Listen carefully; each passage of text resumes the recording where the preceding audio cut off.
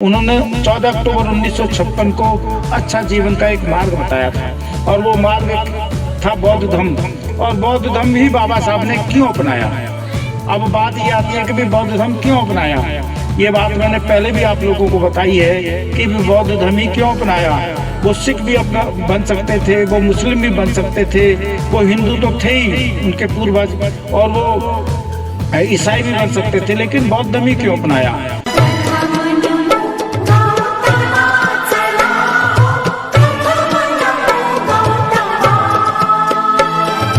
सबसे पहले महाकारुणिक तथागत गौतम बुद्ध को नमन करते हुए, विश्व रत्न बोधिसत्व बाबा साहब को नमन करते हुए, और इसी तरह से समाज में लगभग 150 संत महापुरुषों को अभिवादन करते हुए सभी को मेरा जय भीम, नमो बुद्धाय। देखिए,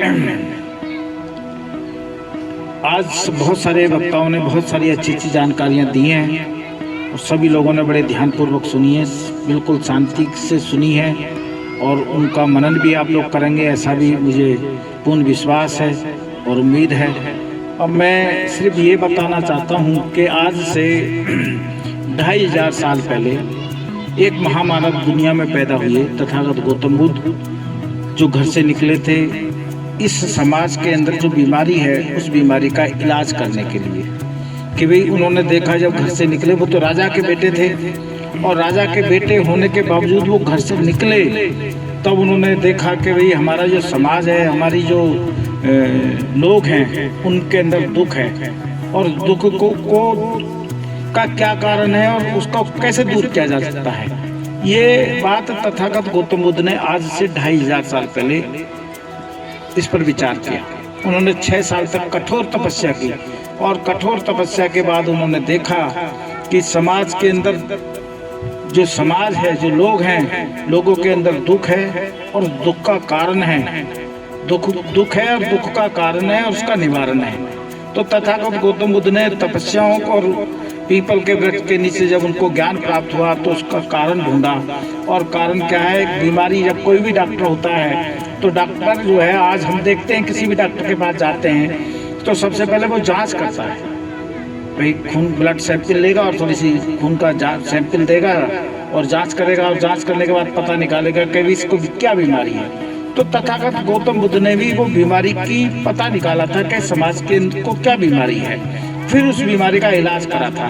और इलाज में उन्होंने क्या बताया था, उन्होंने बताए थे 3 रत्न, जिसे हमने बोला था शुरू में ही बुद्ध वंदना के रूप में। फिर उन्होंने पंचशील बताया और अष्टांगिक मार्ग बताया और 10 पारमिताएं बताई, जिससे पूरा देश जो है बौद्ध में बन गया था। और उस समय के जो देश था वो से सोने की चिड़िया, जब लोगों ने उसको इन त्रिशरण, पंचशील और 10 पारमिताओं को अपनाया तो पूरी दुनिया में, भारत देश में खुशहाली उत्पन्न हो गई। लेकिन किसी कारणों की वजह से राजा भरत की हत्या कर दी गई और हमारा जो बौद्धों का राज था वो खत्म हो गया, और फिर मनोवादी व्यवस्था लागू हो गई। फिर इसके बाद हमारे बहुत सारे संत महापुरुषों ने उनका इलाज करने की कोशिश करी, लेकिन नहीं हो पाया। लेकिन 14 अप्रैल 1891 को बाबा साहब का जन्म हुआ।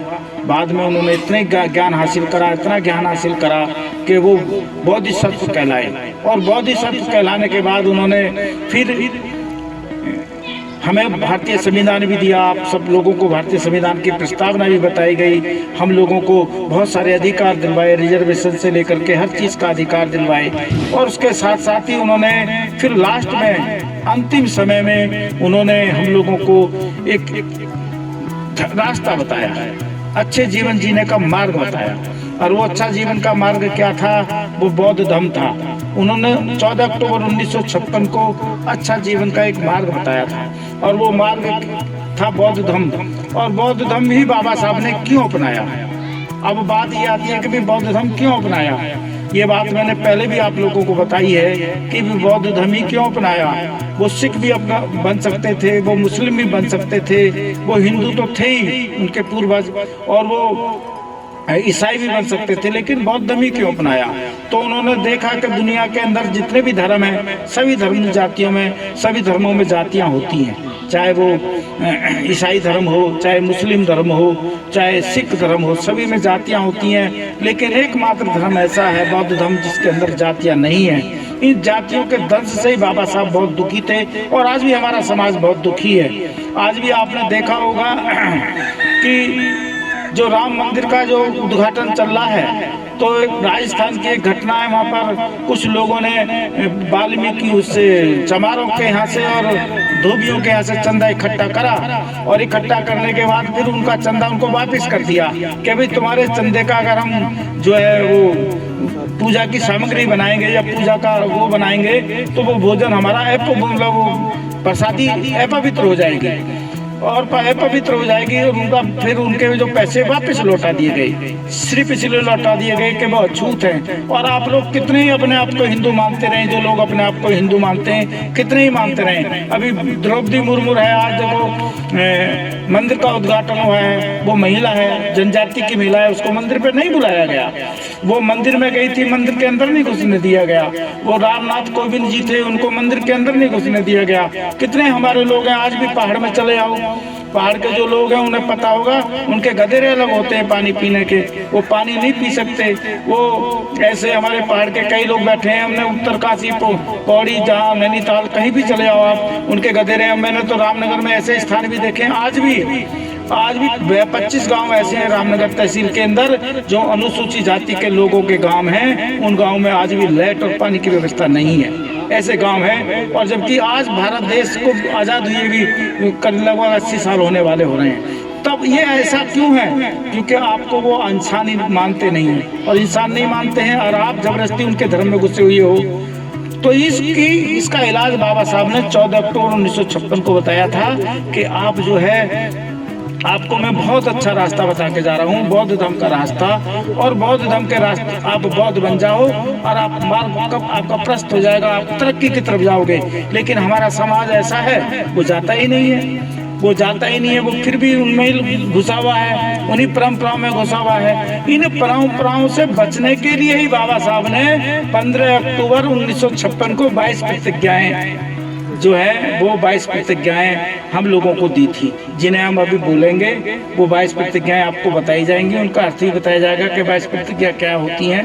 तो इसलिए हम लोगों को आपसे कहना है कि जब ये जो इलाज बाबा साहब ने बताया था, बाबा साहब ने क्या बताया था कि हमें बुद्ध के शरण में तो जाना ही जाना है, बुद्ध नाम की दवाई तो हमें खानी है, लेकिन हमें परहेज भी करना है। परहेज किसका करना है? तो हमें 22 तरह के परहेज बताए थे बाबा साहब, क्यों 22 तरह के परहेज करना है। तो वो परहेज आपको अभी बताए जाएंगे, हमारे गुरुजी बताएंगे, ऋषिपाल रवि साहब, वो अभी 22 प्रतिज्ञाओं का आपको सबको प्रतिज्ञा करवाएंगे। तो आप सब लोग उनकी प्रतिज्ञा करेंगे, सब लोग मिलकर एक साथ करेंगे। और आप आज ये निश्चय लेकर चलेंगे कि जब आप आज इस पवित्र स्थान पर आप 22 प्रतिज्ञा ग्रहण कर लेंगे तो फिर आप उनका मनन भी करेंगे। ऐसा नहीं है कि आपने ग्रहण तो कर ली, लेकिन घर जाकर के फिर क्या काम करेंगे आप लोग? घर जाकर के फिर उन पुराने रीति रिवाज परंपराओं में आ जाएंगे, फिर रूढ़िवादी परंपराओं में आ जाएंगे। महिलाओं जो है, जो महिलाएं हमारी, इन महिलाओं को सबसे ज्यादा अगर किसी को अधिकार दिलवाएं तो महिलाओं को बाबा साहब ने अधिकार दिलवाएं। लेकिन महिलाएं ही बाबा साहब को सबसे कम मानती हैं, सबसे ज्यादा कम मानने वाली महिलाएं हैं जो बाबा साहब को नहीं मानती हैं। और हर तरह के अधिकार जो बाबा साहब ने अगर दिलवाए तो सबसे ज्यादा महिलाओं को दिलवाए। और आज महिलाएं क्या हैं? चामड़ को पूजती हैं, आज महिलाएं क्या देवताओं को पूजती हैं, दुर्गा को पूजती हैं, व्रत रखती हैं, अपने घरों में ऐसे काम करती हैं, अपने आदमियों की उम्र बढ़ाने का काम करती हैं। और जो है ऐसे कितने ऐसे काम हैं जिनको महिलाएं करती हैं। तो लेकिन मैं आप लोगों से ये कहता हूँ, ये महिलाओं को ही सबसे ज्यादा इसके बाबा साहब की जो का एहसान बंद होना चाहिए, बाबा साहब की विचारधारा पे चलना चाहिए। तो मैं, क्योंकि बहुत सारा समय हो चुका है, ज्यादा समय नहीं है, तो अब हम जो है बाबा साहब की जो द्वारा 22 प्रतिज्ञाएं उनको स्वीकार करेंगे और हम लोग ये आज संकल्प लेंगे और